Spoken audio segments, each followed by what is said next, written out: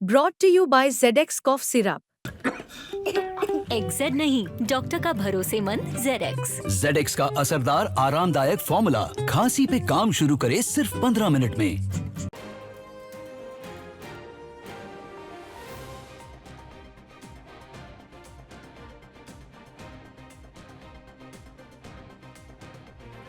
नमस्कार, बिहार तक देख रहे हैं आप और आपके साथ मैं हूं हर्षिता सिंह। दिल्ली कोचिंग में जिस तरीके का हादसा हुआ, उस हादसे के बाद से पटना में भी पूरी तरीके से कोचिंगों की जांच की जा रही है।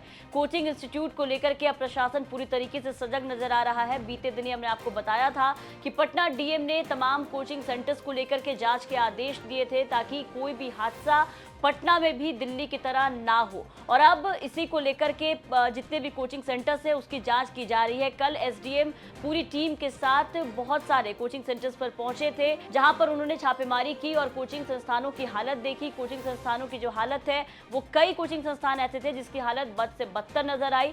आपको बता दें कि पटना के कई इलाके ऐसे हैं जहाँ पर कोचिंग सेंटर का हब माना जाता है। बिकना पहाड़ी इलाका देख लीजिए, या फिर बाजार समिति इलाका हो गया, या फिर राजेंद्र नगर का जो इलाका है वो इलाका, यहाँ पर कोचिंग सेंटर का हब है। यहाँ तमाम कोचिंग सेंटर चलते हैं। बच्चों की भारी भीड़ यहाँ पर होती है। इतनी भीड़ होती है कि कई दफ़ा कोचिंग सेंटर्स में बैठने के लिए जगह नहीं मिलते हैं। बच्चे ज़मीन पर बैठे हुए नजर आते हैं, खड़े होकर के क्लासेस अटेंड करते हुए नजर आते हैं। अब इन तमाम चीज़ों को देखते हुए पटना एसडीएम ने अपनी टीम के साथ छापेमारी की। छापेमारी करने के बाद पटना एसडीएम का बयान सामने आया, जहां उन्होंने बताया कि कई तरह की कमियां बहुत सारे कोचिंग इंस्टीट्यूट में देखे गए हैं। सबसे पहले आप एसडीएम का बयान सुनिए। एसडीएम ने छापेमारी के बाद क्या कुछ बताया है।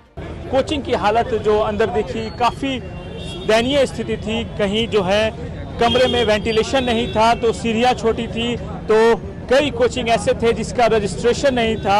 और जो एसडीएम है उन्होंने फटकार लगाई उन कोचिंग संचालकों को कि जल्द से जल्द रजिस्ट्रेशन करवा लिया जाए। हमारे साथ पटना के एसडीएम है। सर, जांच की आपने कई कोचिंगों, क्या खामियां मिली? तो उसमें कई कोचिंगों के द्वारा जैसे कि कुछ कुछ अलग अलग पॉइंट पे हम लोग कर रहे हैं जांच। तो उसमें मेनली तो हम लोग फायर कितने एंट्री है कितने एग्जिट है वो देख रहे हैं। हम लोग फायर इक्विपमेंट्स है क्या वो देख रहे हैं, निबंधन है क्या नहीं वो देख रहे हैं, पर्याप्त मात्रा में सुविधा है क्या नहीं वो देख रहे हैं। तो कई सारे संस्थानों के द्वारा अनुपालन किया जा रहा है, लेकिन कुछ कुछ संस्थाओं में कुछ कुछ इश्यूज मिल रहा है। जैसे कि अभी हम लोग एक जगह पे गए थे तो उसमें निबंधन हमको नहीं पाया गया, तो उसमें तो बिहार कोचिंग एक्ट जो है रेगुलेशन एक्ट 2010 उसके तहत कार्रवाई हो जाएगी। वेंटिलेशन भी नहीं था, एंट्री और एग्जिट एक ही है, तो इस पर हम लोग रिपोर्ट कर रहे हैं और बिल्डिंग बायलॉज के हिसाब से इस पर कार्रवाई हो जाएगी। दिल्ली में जिस तरह से घटना घटी उसके बाद आप लोगों ने फिर से अब जांच करनी शुरू, पहले भी रजिस्ट्रेशन हुआ था लेकिन काफी कम संख्या में हुआ था। इस बार क्या लग रहा है, रजिस्ट्रेशन बढ़ाया जाएगा सबका? तो इसमें तो मेन उसका पर्पस है कि जो भी ये ड्राइव चल रहा है उसका पर्पस है कि जो भी संस्थानें चल रही है कानून के तहत जो भी टर्म्स एंड कंडीशन को इस्टेब्लिश किया गया है उसका अनुपालन करे। तो जो भी ये जांच चल रही है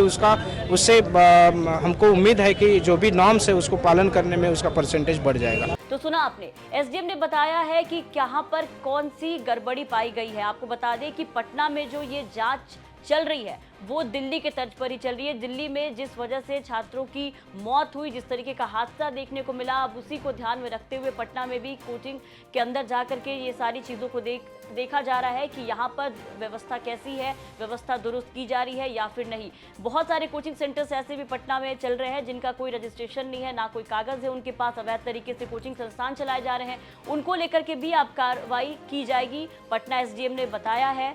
और अब कहा जा रहा है कि पटना के कई नामी गिरामी जो कोचिंग संस्थान है उन पर भी गाज गिरेगी, उन पर भी ताला लगने वाला है। बीते दिन एसडीएम अपनी टीम के साथ पटना वाले खान सर के यहाँ भी पहुंचे थे और वहां पर छापेमारी की। पटना वाले खान सर के जीएस कोचिंग सेंटर में जब टीम पहुंची तो वहां भी कई तरह की जो कमी है वो पाई गई। पहले तो खान सर के कोचिंग में पहुंचते ही खान सर के जो स्टाफ थे, एसडीएम और उनकी टीम को खूब दौड़ाया, खूब ऊपर नीचे कराया, लेकिन क्लासरूम नहीं दिखाए।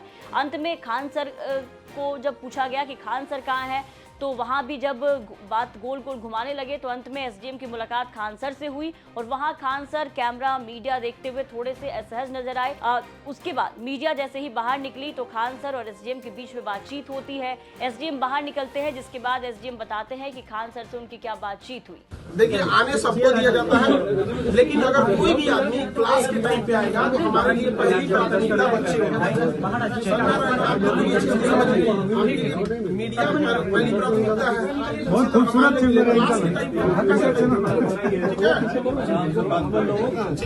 तो इस तरीके से कोचिंग संस्थानों में पटना में जांच चल रही है ताकि कोई भी हादसा कोचिंग संस्थानों में नहीं हो। ऐसे में आने वाले दिनों में देखना होगा कि कितने कोचिंग सेंटर्स पटना में ऐसे हैं जिन पर गाज गिरेगी, जिन पर कार्रवाई होगी। आप देख रहे थे पटना से सुजीत गुप्ता की रिपोर्ट। बिहार की तमाम खबरों के लिए आप बने रहे बिहार तक के साथ।